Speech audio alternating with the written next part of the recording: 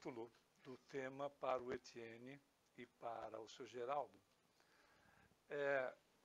E nós às vezes achamos que coincidências, hoje foi uma noite de coincidências, até o momento que nós chegamos, o Geraldo nos comentava de uma comunicação na quarta-feira, nesta quarta-feira, no trabalho mediúnico, de palestinos, um pai e uma criança palestina que desencarnaram num conflito entre israelenses e palestinos.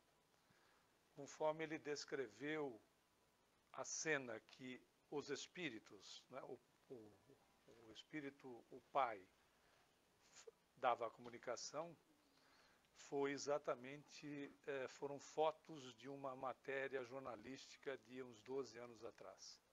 Quando ele descreveu a cena, eu tive a oportunidade de ver as fotos que o repórter fotográfico ao longe fez as fotos exatamente na descrição que o Geraldo nos fez ao captar a imagem que o espírito passou para ele. Para nós verificarmos como fraternidade é algo que tem que estar presente no nosso coração, não é verdade? E em relação ao tema, nós registramos, agendamos um tema. Antes, inclusive, a gente agendava assim, né? Agora a gente agenda assim, não é verdade? E tem gente que às vezes agenda um encontro com Jesus, dirigindo até, né? Eu tenho até um cartaz numa igreja da França que diz assim: se você quer falar com Deus, sente num cantinho, numa igreja católica, e se concentre e fale com Ele. Agora, se você quiser vê-lo, digite no seu celular enquanto estiver dirigindo, que é uma realidade. Mas nós agendamos um título, porque nós não gostamos de repetir em centros próximos a mesma palestra. Esta palestra, Fraternidade e Religião do Futuro, será feita também no Caridade no domingo. E agendamos um outro título para o Plenitude. Mas quando passamos o título para o Etienne, o furacão nem estava aí dando as caras, nem aqui nem lá embaixo. O título foi esse. Interessante, né? O título que eu passei para o Etienne foi um, apesar de ter agendado um outro para serem palestras diferentes. É porque, na realidade, o Senhor nos dá todas as oportunidades, todos os dias, em todos os momentos, não precisa ter só furacão, para que nós exercitemos a fraternidade. Né? Até porque esta é a proposta de ser a religião no futuro. Até porque Leon Denis, na sua obra Incansável, como o maior filósofo espírita contemporâneo de Kardec, inclusive, traz a seguinte afirmação: o Espiritismo não será a religião do futuro, mas com certeza o futuro das religiões. Até porque o futuro das religiões? Porque ele vai ter uma influência como o Espiritismo? Não. O Espiritismo nada mais é do que o cristianismo redivivo. O cristianismo praticado pelos apóstolos e até um pouco depois, até a chegada mais ou menos do ano 300, depende do historiador, o ano 325, quando nós instituímos, nós não quer dizer nós aqui, não é? Nós, como a história da humanidade, nós instituímos o catolicismo.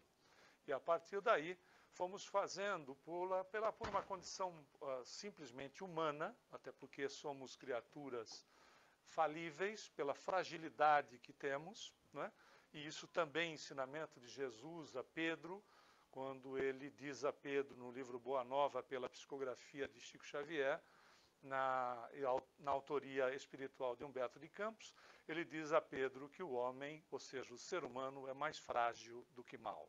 E a fragilidade do ser está no processo do desconhecimento de si mesmo. Cada um de nós é frágil em alguma coisa, não é?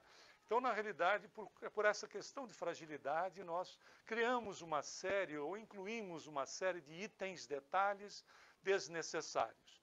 Então, quando o Leon Denis fala sobre a religião do futuro, sem sombra de dúvida será o futuro das religiões, é porque o cristianismo, na sua pureza, está inserido em nós como base que tem, até porque é a realidade divina. Se é uma realidade divina, o que é realidade, o que é verdade divina está inserido no ser. A verdade somos nós. Até porque na 621, da resposta da 621 do Livro dos Espíritos, Kardec questiona a respeito de onde está inserida a lei de Deus. E a resposta dos espíritos é na consciência. A consciência é o único terreno que não pode ser adulterado em hipótese alguma por ser o terreno divino do Criador na criatura. Então nós podemos até acobertá-la, mas adulterá-la nunca. Por isso que a qualquer tempo ela vai despertando gradativamente, nos estimulando as questões da fraternidade a começar em nós mesmos, porque ela nasce em nós para ser projetada no semelhante. Esta é uma condição, tanto é que Jesus, sobre a realidade de nós mesmos, a verdade de nós mesmos, ele vai dizer: conhecereis a verdade, e a verdade vos libertará. Quanto mais nós nos conhecemos, mais nós vamos nos libertar de quem? De nós mesmos, dos nossos pontos de vista, dos nossos preconceitos, das nossas manias, etc, etc, etc. Que são efetivamente situações, por vezes, não é? Que foram se acomodando ao redor do tempo, para que nós, de uma maneira ou de outra, sejamos chamada a nossa atenção para utilizarmos da fraternidade sem que haja o processo necessário, não necessariamente, da dor. Não é? Então, a situação das Bahamas nos chama à solicitação da atividade que todos já estão empenhados, mas também da nossa prece regular para a sustentação daqueles corações, estejam eles encarnados ou desencarnados. Mas nós fomos buscar um pouquinho antes do acontecimento para também falarmos de aspectos positivos, né? Não só as situações, por vezes, mais delicadas, como acabamos de citar, mas aspectos positivos das conquistas nossas, do brilhantismo que somos nós, da capacidade que temos e que a cada dia se engrandece à medida da nossa evolução. Até porque muitas pessoas vivem com notícias e não com estatísticas. E as notícias, lamentavelmente, trazem uma configuração do ser no momento atual altamente distorcida, não é verdade?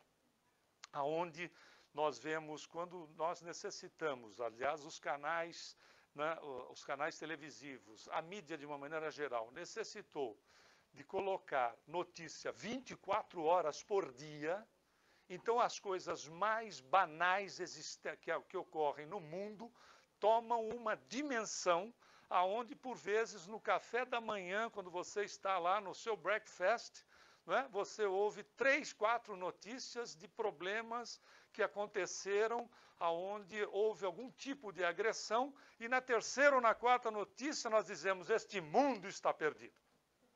Não é? Porque a notícia, claro, ela evidentemente é comprada e é vendida nesta configuração porque tem um número ainda muito grande de compradores.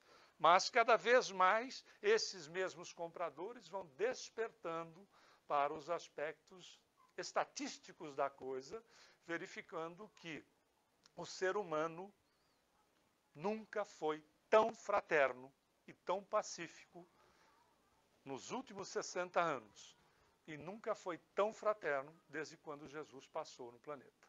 Não é fato? A fraternidade tem o seu marco inicial com a passagem de Jesus no planeta e depois da sua saída com a implementação da Casa do Caminho. Casa do Caminho, porque era uma casa que ficava no caminho da cidade de Jerusalém para Jericó, fundada por Pedro, Próculo, João, Tiago, entre outros, e que se fazia o quê? Por isso que Leon Denis diz assim: é o futuro das religiões. O que se fazia na Casa do Caminho, o que nós fazemos hoje no nosso conforto, com ar-condicionado e tudo mais, dentro de uma casa espírita. Palestras, pegue lá a obra Paulo e Estevão e veja o Estevão fazendo palestra, não é? E o Paulo, inclusive, vai se tornar um palestrante na Casa do Caminho também, depois de convertido, evidentemente. Palestras, imposição de mão, que a gente, depende da casa, chama de fluidoterapia, passe, etc., pouco importa, imposição de mão e, obviamente, assistência social, que na época não se vivia de eventos especiais, como é o caso do momento, mas a grande maioria das criaturas eram miseráveis.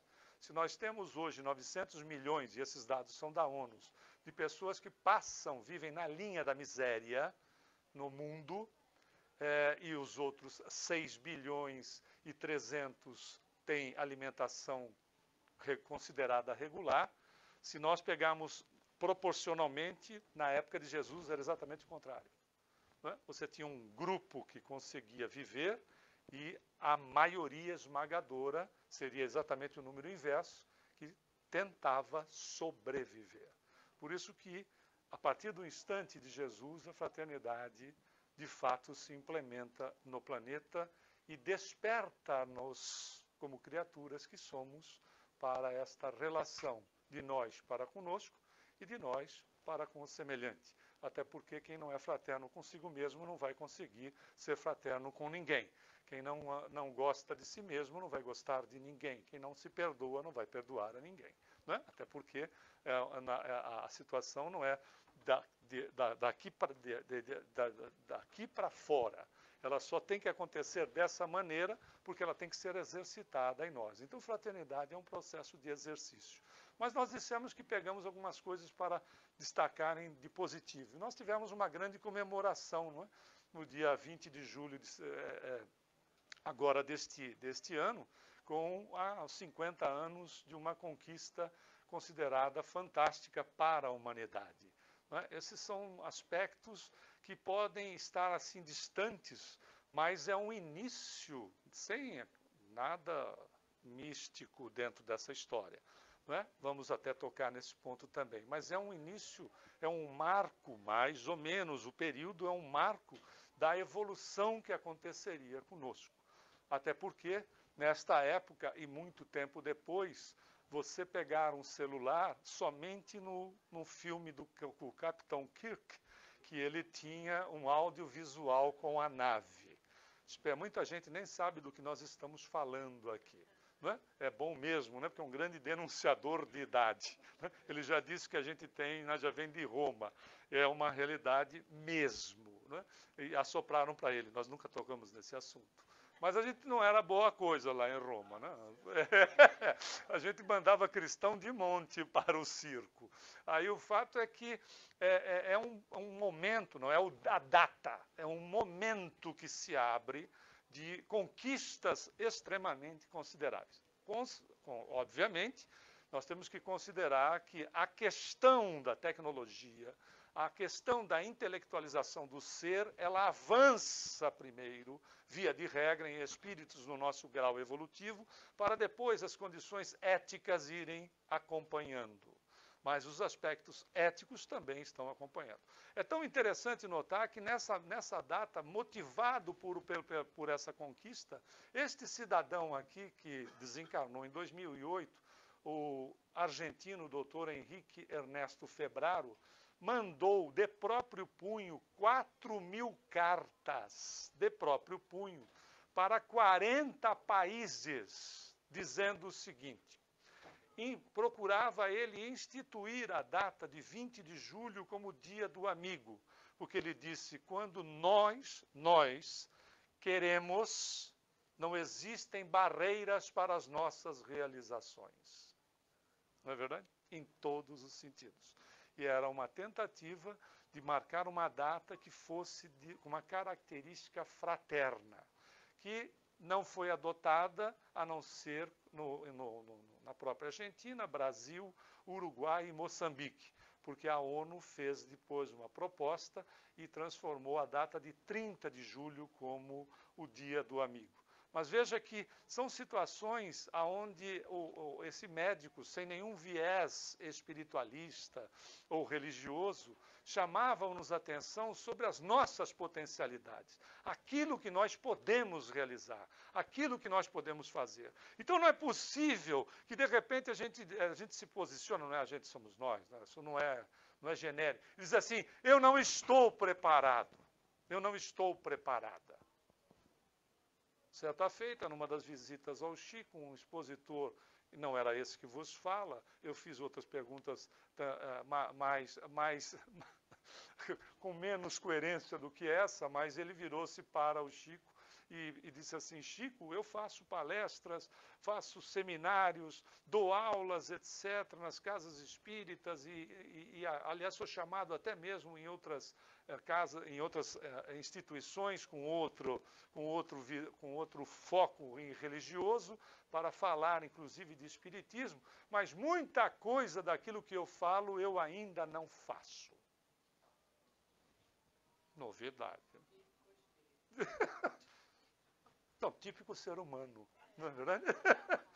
Aí o Chico virou-se para ele e disse assim, se vocês forem esperar ficar bom para fazer alguma coisa para alguém, você não vai fazer nada nunca. Porque o bem sempre foi e sempre será o exercício. Então, quando a criatura é chamada, ela evidentemente está preparada, porque Emmanuel diz que o trabalho surge quando o trabalhador está pronto, não importando que nível de trabalho nos seja ofertado, porque para a divindade não existe trabalho mais ou menos importante. O que existe de importância é a disposição do ser. Por isso que essas conquistas são nossas, né? Não são conquistas, não são conquistas de criaturas que estão evoluindo, que isso é impossível. São conquistas de criaturas que estão evoluindo em todos os campos, principalmente neste quesito de estarmos melhor. Agora, obviamente teve aí uma história de uma data limite, né? E eu até hoje, de vez em quando, me belisco, e seria uma boa também alternativa, porque se teve uma data limite, pode ser que a gente esteja todo mundo desencarnado aqui e não saiba, não é verdade? A gente já desencarnou, não sabe. Até porque em 1999 o mundo ia acabar no ano 1000. Aí não acabou. Aí depois virou para o ano 2000, porque ia ter o bug do milênio, etc., ia acabar com tudo. Aí também não acabou o mundo, foi uma decepção. Aí foram verificar, tem uma diferença no calendário gregoriano, que na verdade o tal do Chupão, que foi até mensagem mediúnica na época, que ia passar um planeta, que era o Chupão. Devia ter um bocão enorme, ia sugar todo mundo que não era bom. Imagina, ia ficar esse grupo aqui e o restante área. Né? O expositor espírita ia virar professor de macaco no tal do planetão que ia passar, que era o Chupão. Aí virou 2004, porque tem uma diferença no calendário gregoriano, né, do Papa Gregório, de 4 anos, que fez ajustes e tal. Chegou 2004, o Chupão não passou, entregaram para 2012. Aí de 2012 a gente não ia escapar. Aí chegou no 2012, a gente também não aconteceu nada, o mundo não acabou. Aí chegou o dia 20 de julho, o mundo também não acabou. Nós somos tão incompetentes, a gente não consegue acabar com esse mundo. Por mais que a gente tente, não é verdade? Até porque nós não vamos acabar com ele. Por mais que a gente faça e desfaça, aliás, é mensagem de Emmanuel do início da década de 70, quando questionaram Emmanuel, através de Chico, perguntando a ele, esse desmatamento, 1970, esse desmatamento, a poluição, etc., etc., o que será, não é, do mundo? Ele disse, não se preocupe, o homem vai reencarnar para replantá-lo. Seremos umas gerações de agricultores. Não necessariamente, mas ninguém vai ser transferido daqui para um planeta novinho em folha, porque se em 400 anos de industrialização a gente fez o que fez nesse, imagina com a nossa tecnologia, conhecimento, que a gente faz no outro, né? Em muito menor tempo. Por isso que o convite é nos melhorarmos aonde nós estamos. Por isso que o convite é do trabalho. O seu Geraldo fez aqui, acho que 4. Nós paramos de contar no 4.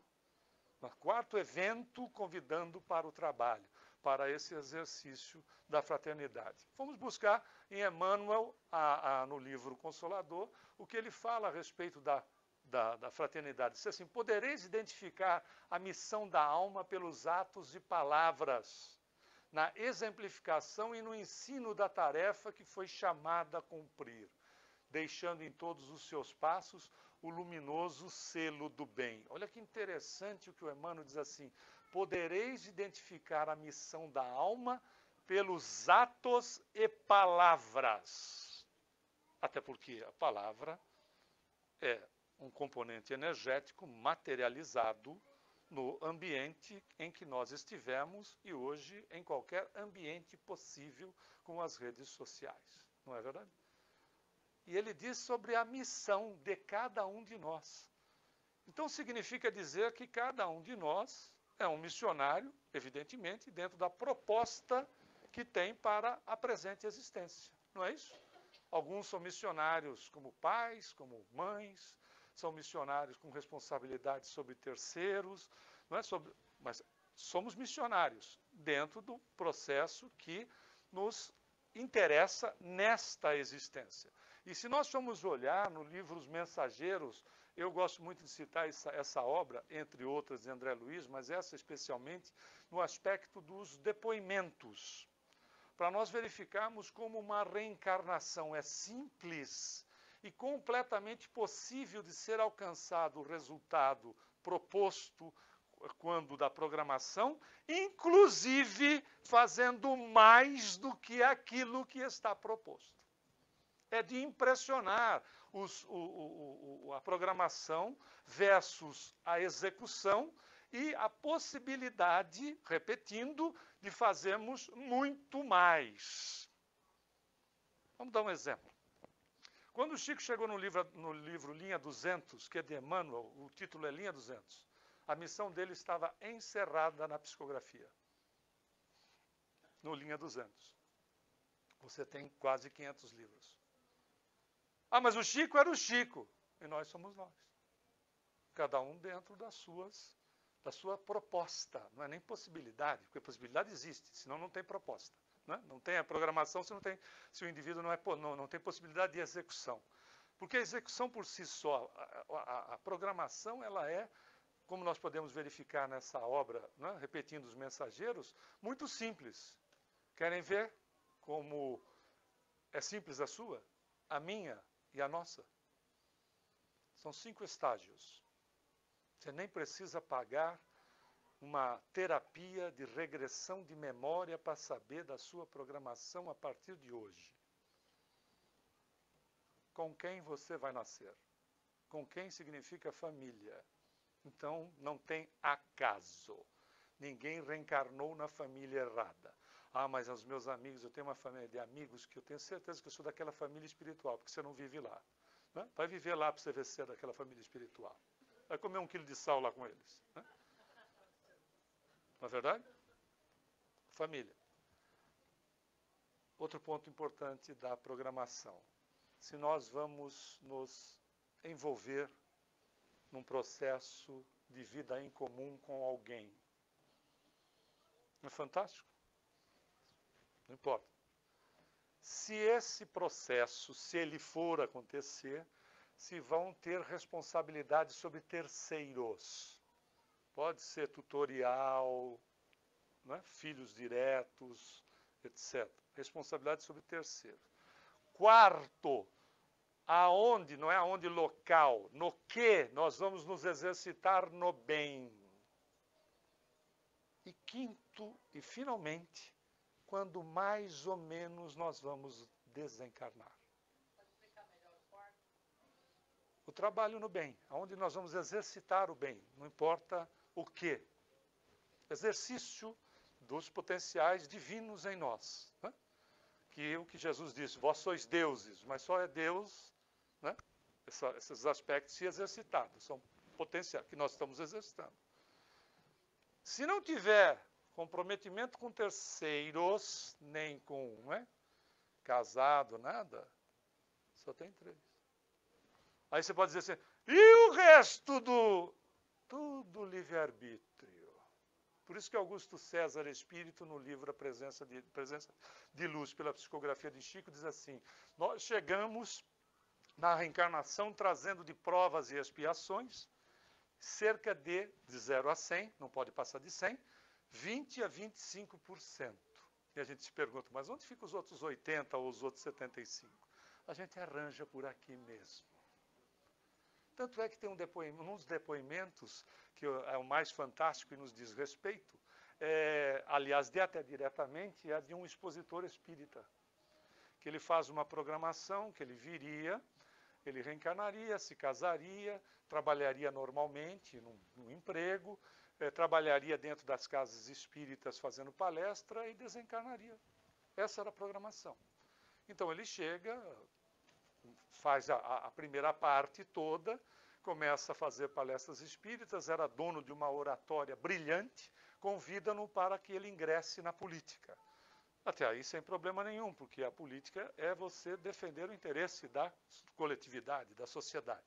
Mas ele diz, eu não entrei na política, eu entrei para a politicália, aquela que as pessoas se locupletam com os benefícios e os valores públicos. E ele falou, terminei a vida, terminei a existência. Ele está fazendo declaração lá no nosso lar, no Centro dos Mensageiros, para o André Luiz e para o Vicente. Terminei a existência dentro de um palácio, mas com o coração em alta miserabilidade. Você percebeu? Essa era a programação. Então a gente não pode dizer, não vai dar para dizer assim, eu não estou preparado, preparada para o trabalho onde eu vou exercitar um dos potenciais divinos em mim, que é a fraternidade. E não importa os aspectos que nós estejamos abraçados em matéria de instituição, porque o Espírito Hamed, pela psicografia de Francisco, do Espírito Santo Neto, nesse livro Os Prazeres da Alma, ele diz o seguinte, o indivíduo que deixar de lado ser religioso, não é abandonar a religião, mas é mais profundo, seu credo, religião, filosofia e desenvolver a religiosidade, na crença e na aplicação da Boa Nova do Mestre, estará apto a viver num planeta regenerado ou começar a usufruir a fraternidade, que é exatamente a religião do futuro. Ou seja, desde quando Jesus trouxe a Boa Nova, ele não trouxe uma nova religião, nós criamos religião em cima. O que ele trouxe foi exatamente as propostas do exercício da fraternidade. Não é? Ama o próximo como a ti mesmo. Este é o segundo e maior mandamento, uma vez que Deus nós definimos, mas não sabemos o que é, racionalmente. Não é isso? Definimos Deus de uma forma belíssima. Ele define Deus como Pai, que já era um avanço enorme em relação a 1.300 anos antes, na definição de Moisés, que era o Senhor dos Exércitos. Define Deus como Pai. Os espíritos da Kardec, em 14 de abril de 1857, dada a importância do assunto, é o primeiro capítulo do primeiro livro a ser lançado, que é o Livro dos Espíritos, e a primeira pergunta é, que é Deus? E a resposta, inteligência suprema, causa primária de todas as coisas. Isso é uma definição. Tá bom, racionalmente o que é? Biologicamente, se nós tivermos biólogos ou biólogas aqui, nós definimos a vida e não sabemos o que é. Nós definimos, usamos, produzimos, sabemos fazer, etc., a eletricidade, e até hoje a gente ainda não sabe o que é. Não é fantástico? Só sabe que dá choque. Não é incrível? É por isso que Jesus facilitou a nossa vida. Olha como um mestre de sabedoria. Disse, esse povo vai se encontrar no plenitude para ouvir um grandalhão falar do Evangelho no sábado à noite. Eles merecem. Né? Aí o fato é, a sexta, então o fato é, vou facilitar a vida, porque se racionalmente você não sabe o que é Deus, você sabe quem é o próximo. E se você amar a criatura, você ama o Criador. A criatura sobre qualquer nível evolutivo em que ela se encontre. Está na natureza, não é verdade? Não é nosso próximo. A vida do planeta não é nosso próximo. Os animais não são nossos próximos. São seres todos. Aliás, cada célula nossa, não é André Luiz dizendo? É evidente um princípio inteligente que será alguém um dia com as características que somos semelhantes. Claro, evidentemente que essa caminhada vai trazer aspectos de dificuldade para todos nós, e mundo de regeneração não é mundo de delícias, não é colônia de férias, é mundo de regeneração, onde as criaturas estarão se regenerando. Então as criaturas, né, ou seja, nós, porque nós não vamos sair daqui, vamos? Não senti firmeza. Pode ser. Mas estas pessoas somos nós, né, pessoal?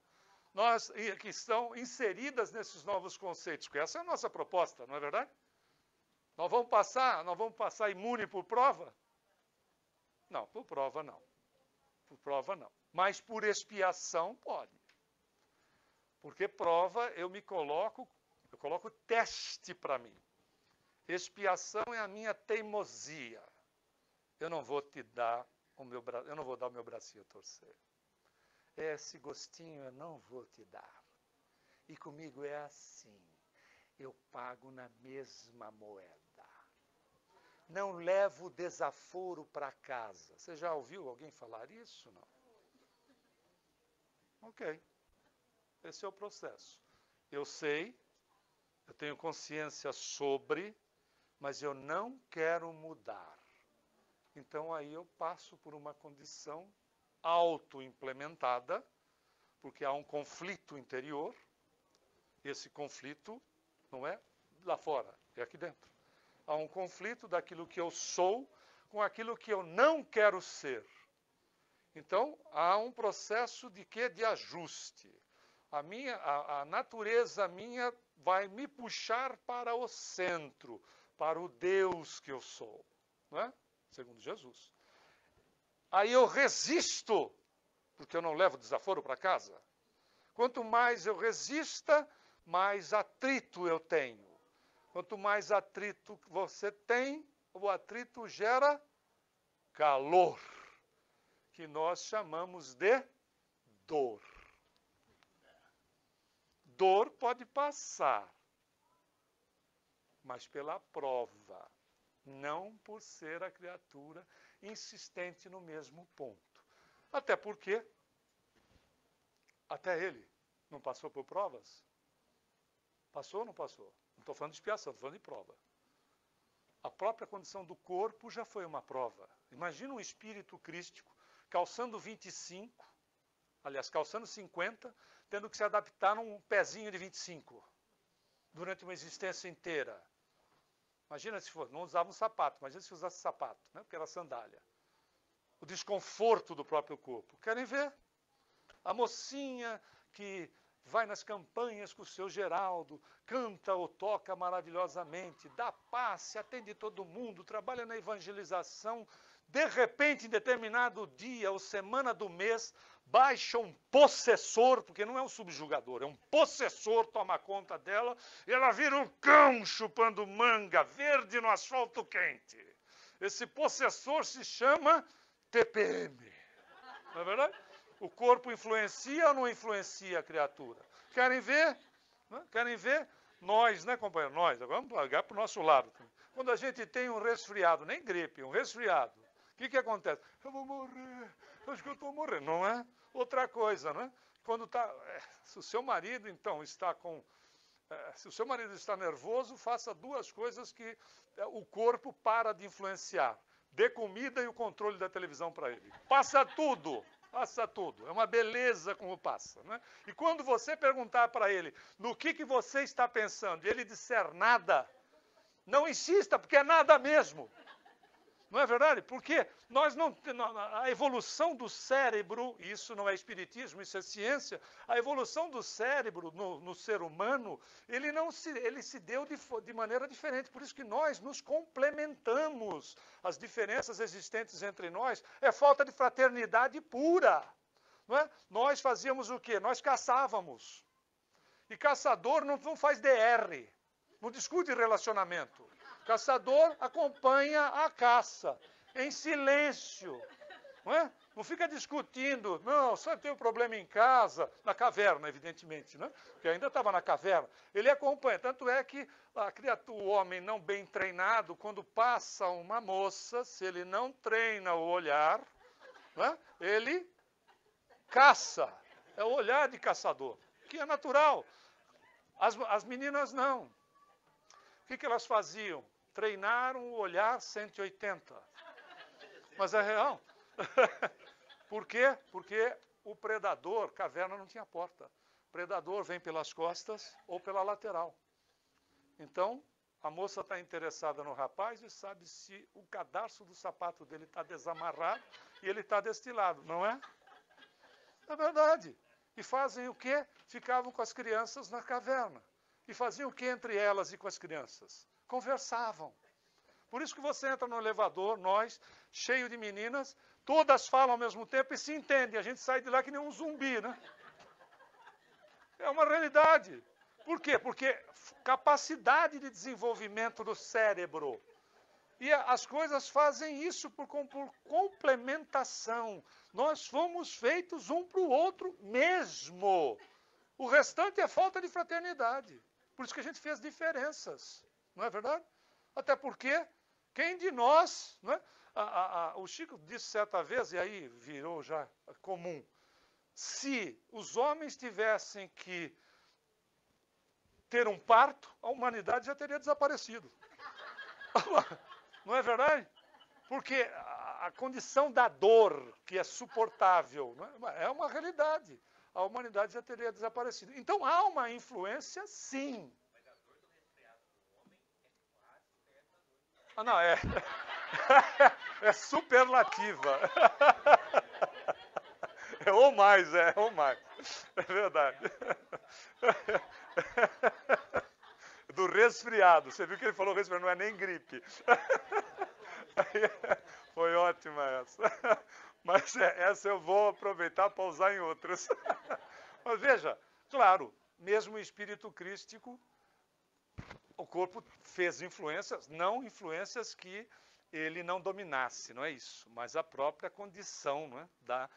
No livro dos Espíritos, os Espíritos dizem que o ser encarnado, ou seja, nós, o corpo representa para neutralizar sensações, sensibilidade, etc., a mesma coisa que nós estivéssemos inseridos dentro de um pântano, andando dentro de um pântano, que é o que o corpo, o quanto ele anestesia, não é? O espírito nesta condição da carne.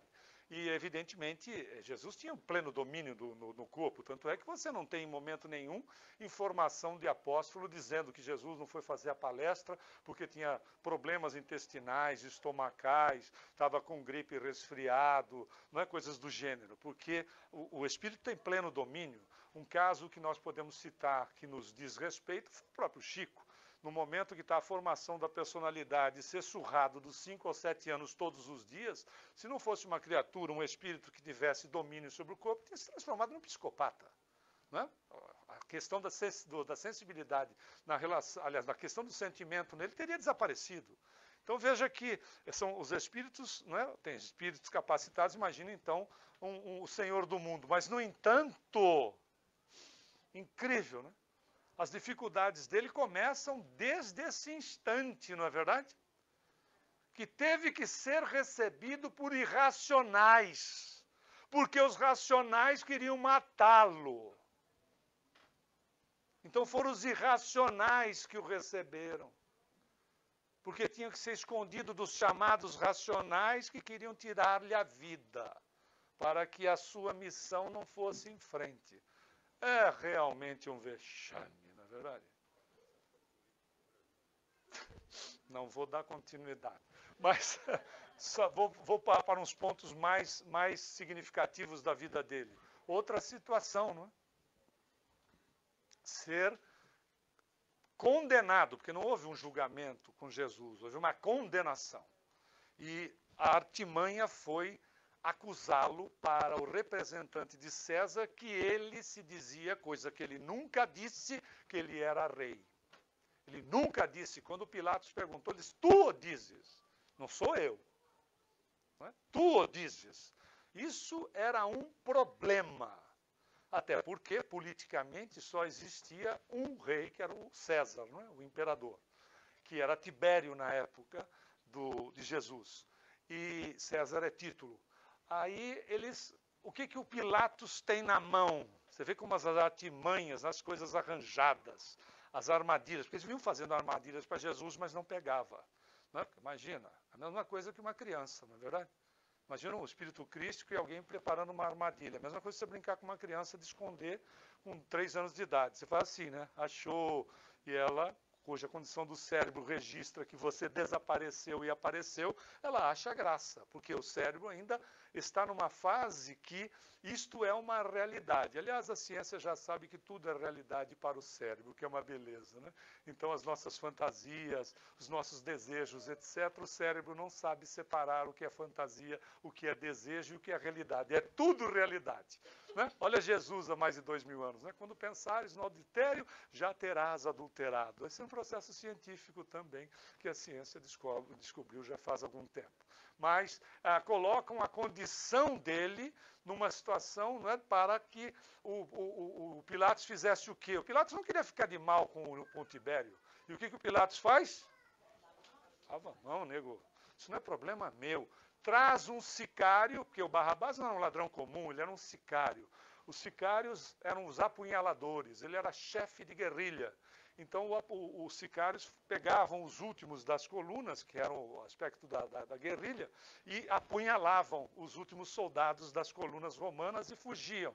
E ele era o quê? O Barrabás representava o imediatismo, até porque você tinha, né, o povo todo tinha uma situação de conquistado. E o conquistador dava-lhes a condição de continuarem a viver do jeito que viviam, vírgula, né, colocando, por exemplo, a situação dos líderes, inclusive religiosos, se manterem nas posições, mas devidamente... você vê, ela não desencarnou, né? Você a poupou. Então, ele não desencarnou. Aí você poderia carregar como karma um grilo desencarnado nas suas costas. Aí você escapou dessa. Aí o fato é que eles mantinham aquela estrutura, eram verdadeiros fantoches, mas, claro, massacravam o povo no sentido de colocar imposto. Se você acha que pagar imposto é ruim, você não tem ideia como era na época de Jesus. Porque o sujeito tinha que pagar imposto para o conquistador e um imposto para as autoridades locais. Eram dois. O indivíduo vivia na miséria, porque tinha que pagar tudo o que produzia. Era uma coisa complicada. Então, o Barrabás era o imediatismo da situação. E Jesus era coisa de longo prazo. E era um problema, por quê? Porque ele tirava o comodismo daquela turminha que ficava como fantoche dos conquistadores. Até porque, imagina, ele dizer para o clero da época, não, os doutores da lei, que eram um misto de senador com religioso, as meretrizes adentrarão no reino dos céus adiante de vós. Por menos o João, que era o Batista, perdeu a cabeça. Né? Quando chamou Herodíades em praça pública de adúltera. Ela era, mas não precisava dizer em praça pública. Não tinha Facebook e foi em praça pública mesmo. Né? Não é uma realidade? Bom, armou-se a situação e reserva-lhe a pena capital, que era reservada para as espécies de terroristas, criaturas que agiam contra o Estado romano ou agiam contra cidadãos romanos. Era uma pena capital, que lhe impõe como uma situação arranjada de ele ter se declarado, segundo terceiros, que seria um rei, coisa que a gente sabe muito bem que não fez. Apesar de ser mesmo, não é verdade? Apesar de ser mesmo, mas não um rei de temporal. Um rei de quê? Um rei de natureza de divindade exercitada. Um rei de natureza fraterna. Um missionário, um verdadeiro rei nesses aspectos. Como a gente diz assim, fulano é o rei da música, ciclano é rei do... Né? Uma referência de capacidade do indivíduo, de destaque do indivíduo em relação à sua proposta. De fato, ele era um rei. Mas, com tudo isso que passou, na realidade, espírito fortalecido que porque não era, implantou o melhor modelo de fraternidade que habilitaria os homens deste planeta a atingirem a categoria de regenerados. E foram lições uma após as outras que ele coloca a respeito da fraternidade, que a gente sabe, trouxemos aqui algumas delas. Quem é a minha mãe e quem são os meus irmãos? quando a mãe e os irmãos estavam fora do ambiente, quiseram falar com ele. Ele estava reunido não só com os apóstolos, como outras pessoas, e até porque os irmãos dele queriam, de alguma forma, prendê-lo dentro de casa, porque diziam que ele havia perdido o juízo. Não perdido o juízo era ter perdido a razão. Mas ele, de maneira alguma, vai desrespeitar a mãe e a família. Tanto é que, quando ele está crucificado, a Maria, sua mãe, já estava, já enviuvara. Então, ele vai designar o João, que foi o único apóstolo que ficou, né, ali presente na situação da execução. Ele vai designar João para que cuide da sua mãe. Mulher, aí está o seu filho. Filho, aí está a sua mãe. Em respeito não só à mãe, em respeito ao pai, porque ele aprendeu e trabalhou como carpinteiro, que era a profissão do pai. Então, veja, esta relação de família não era uma relação que ele excluía, absolutamente. Ele está mostrando naquele momento que a família quem é? Somos nós. Somos nós. O próximo somos nós. Não é verdade? Se nós estivéssemos desencarnados e precisássemos reencarnar, e estivéssemos nesse grupo, apesar de não termos relação parental, a gente não ia se arranjar entre a gente? Percebe como ele toma uma conotação de caráter universal? É nesse aspecto. Ainda mais em relação às questões do ensinamento do Cristo. Não perdoa 7 vezes, não, Pedro. Perdoa 70 vezes 7 vezes. Era um número cabalístico. É um número cabalístico que representa infinitamente. Até porque, se nós formos olhar o Novo Testamento, tem mais de 400 vezes que Jesus recomenda o perdão. Você pode chegar em casa hoje e ficar contando lá durante a noite. Você vai ver. Por que será que ele faz essas recomendações? Porque o perdão, ele é um elemento que deixa a criatura no passado. O indivíduo vive a situação do passado com a capacidade, intelectualização, vivência, experiência do presente, num processo autoflagelativo, com os conhecimentos de hoje, num momento que não possuía o que possui nesse instante. Então, ele é um processo de autoflagelação, fica-se vivendo no passado. Quando nós pegamos casos de desobsessão, de espíritos, por vezes, de 300, 500, 700 anos envolvidos na situação, eles vivem aquele período. O tempo para eles não passou, o tempo é aquele. Então se vive aquela situação. Ora, se comprometendo o presente, até porque quem vive no passado não tem presente, quem não tem presente não tem futuro. Se compromete a evolução porque se vive uma realidade, num processo autoflagelativo. Via de regra com algumas colocações simplórias do tipo: se eu tivesse a experiência que eu tenho hoje. Eu pegava aquela criatura pelo pescoço e ia apertando devagarinho. Não é? Se vive a realidade. E sabe o quê? Para o cérebro também é uma verdade. Você está vivendo aquilo tudo, tanto é que mexe com o organismo. O indivíduo enferma, aliás, já está enfermo pela própria condição em si, mas vai acabar somatizando a situação. Por isso que ele recomenda o perdão. Recomenda mais. Faça para os outros tudo aquilo que nós esperamos que os outros nos façam. Mas não estão fazendo. Vai, continua fazendo. Até porque, como dizia Madre Teresa de Calcutá, sempre será entre nós e Deus, e não entre nós e os outros. Não é fantástico? Sempre será uma relação com a divindade, não com os outros. Porque o outro falou, deixou de falar, fez, deixou de fazer. Ok. Consciência tranquila, exercício fraterno, toca em frente. Até porque nós estamos em evolução, não somos espíritos superiores. Tem mais. Onde é que estão aqueles que te condenavam, mulher? Não os vejo aqui. Incrível, né? Até porque quando ele diz assim, quem não tiver nenhum equívoco, nenhum erro, nunca falou mal da vida alheia, nunca caluniou, etc., que atire a primeira pedra. E os mais velhos, carecas ou de cabelo branco, foram saindo primeiro. Por que será, né? Porque viveram mais tempo e pecaram muito mais, né? E aí os jovens foram atrás. Mas ele não perdoa a mulher. Ele não diz assim, eu vou te tirar a responsabilidade. Ele mantém a responsabilidade, a responsabilidade dela para com ela, mas dá-lhe o quê? Caridade no direcionamento. Vá e não erres mais. Até porque o processo por si só era injusto. Porque a lei mosaica mandava que o adultério fosse lapidado em praça pública. Então eram os dois.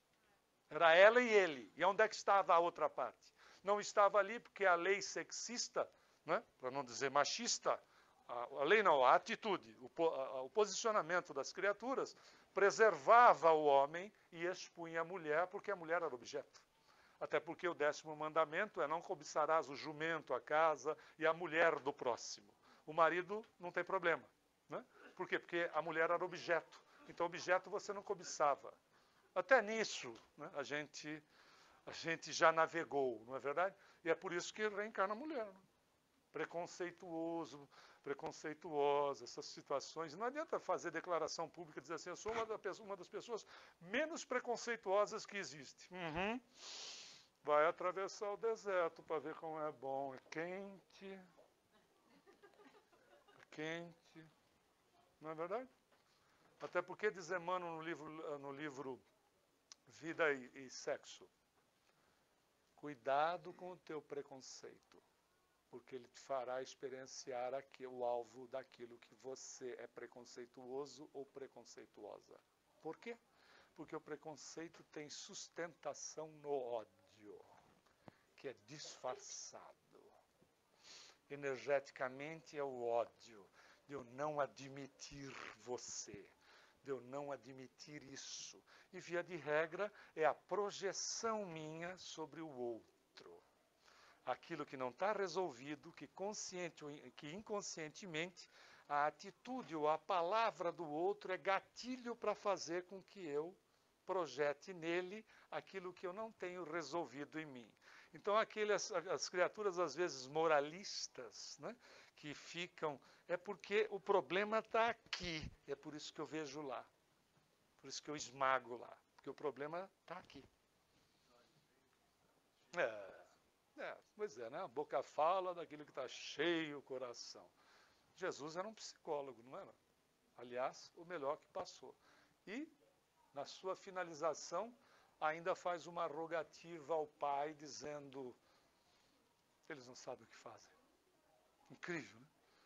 Por isso que Emmanuel diz assim, só o amor de mãe para nós, no nosso nível evolutivo, para nós entendermos o que seja o amor. Só o amor de mãe, que é o que a gente mais pode entender do amor de Deus materializado no planeta. Por isso que se o nosso alvo é regeneração, a seta tem a questão do exercício da fraternidade. E, obviamente, o melhor modelo para essa condição que a gente, se quiser ingressar, não é, nesta religião do futuro, será exatamente o modelo e guia é Jesus. E como Jesus, não é, a realidade é uma só.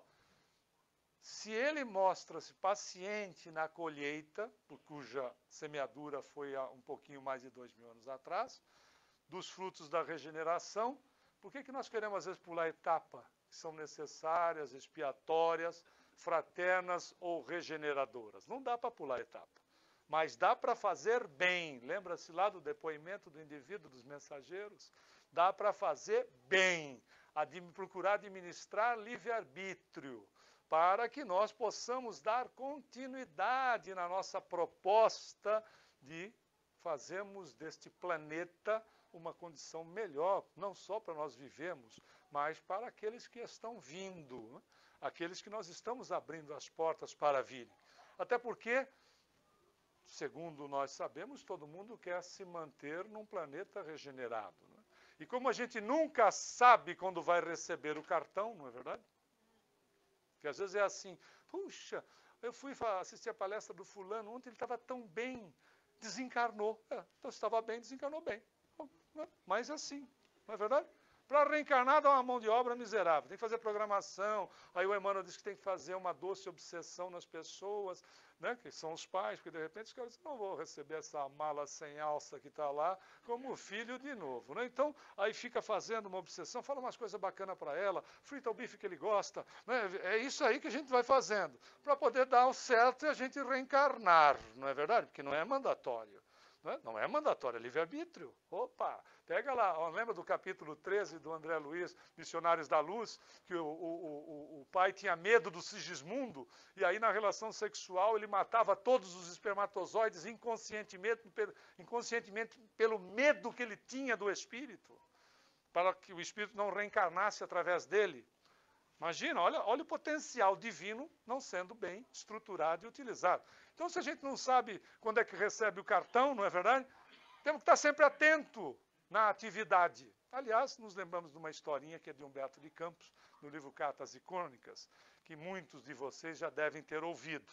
Mas pedimos a sua paciência para contarmos para aqueles que porventura desconhecem. Eram dois amiguinhos, desde os 4 anos de idade, quando se mudaram para a próxima residência um do outro, e a amizade ali se consolidou, uma coisa que parecia ser de gêmeo univitelino, pela condição, não é, de relacionamento de ambos, desde os 4 anos. Eram apaixonados, até porque os pais também eram, por futebol. Adoravam futebol. Então jogavam futebol desde pequenininho.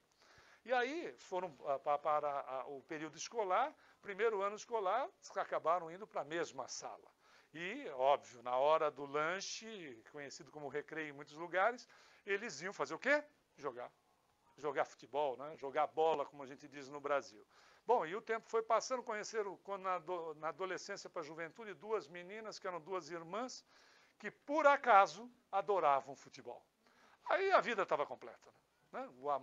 O amor da vida deles, né? O amor da adolescência, também gostava de futebol, ia nos campos com eles, assistiam, quando ouviam o jogo no rádio, porque na época não tinha televisão, ouviam com a camiseta do time, bandeira, etc., se não podiam ir ao estádio. Mas quando ia ao estádio, as meninas iam juntas, e às vezes até entravam numas peladinhas com eles, lá, aqueles joguinhos, né? De final de tarde. Só que um deles um dia teve um acidente. Um acidente que não foi nada muito grave, mas teve um acidente. E a partir desse acidente, ele, pela situação da coisa em si, ele acabou sendo atendido por um espírita, né, e acabou se interessando e ingressou num centro espírita. E claro que quando a gente ingressa num centro espírita, a primeira coisa que a gente quer fazer é o quê? Salvar todo mundo que a gente conhece, porque a rigor está todo mundo perturbado, nós não, então nós vamos salvá-los, não é assim? Então a gente chega em casa, implanta evangelho no lar, entuxa evangelho na garganta de todo mundo, porque está todo mundo perturbado. A gente não está, né? A gente vai para o centro porque não está perturbado. Eles estão, porque eles não vêm. Então, aí, claro, o amigo chegou e disse, olha, e aí quando começou a falar, o cara disse, não, pelo amor de Deus, nós somos assim, irmãos. Mas eu não quero mexer com essas coisas. Ainda era a época das coisas, né? Não mexo com essas coisas. Olha, você faz o seguinte, a gente faz tudo junto, etc., mas esse negócio eu não quero nem saber. E aí o amigo insistiu, ele disse, olha, eu vou te dizer o seguinte, eu não quero saber. Mas se tiver isso que você está dizendo, que tem vida, não sei o quê, blá, blá, blá, blá, blá, blá, do outro lado, quem morrer primeiro vem contar para o outro. Então está combinado, mas eu não estou fora. Aí passou um certo tempo, aquele que era espírita sofreu um acidente e desencarnou. Aí já foi fatal, né? Nem sempre escapa-se do segundo.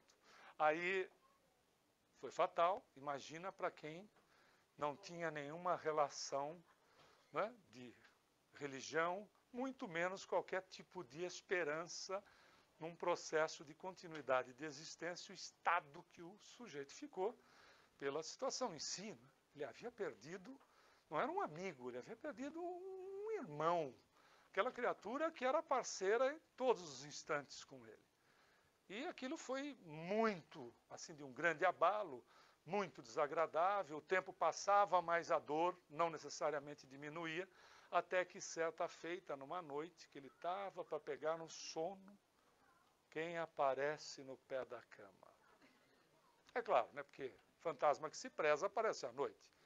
Não vai aparecer meio-dia na hora que você está almoçando. Aí aparece o fantasma e diz, tem mais o que fazer, nego, estou trabalhando, vai cuidar da tua vida, não é verdade?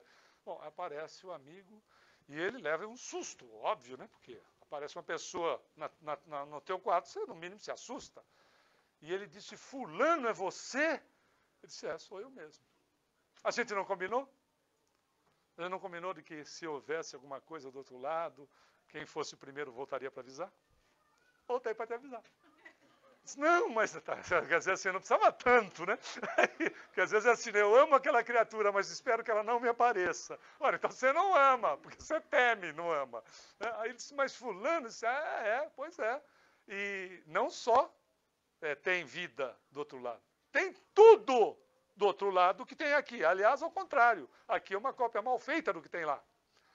Tem trabalho, tem diversão, tem até futebol. Eu disse, não é possível. Tem futebol? Ele disse, tem, e eu vim te dizer que você está escalado para domingo. Muita paz. Obrigado.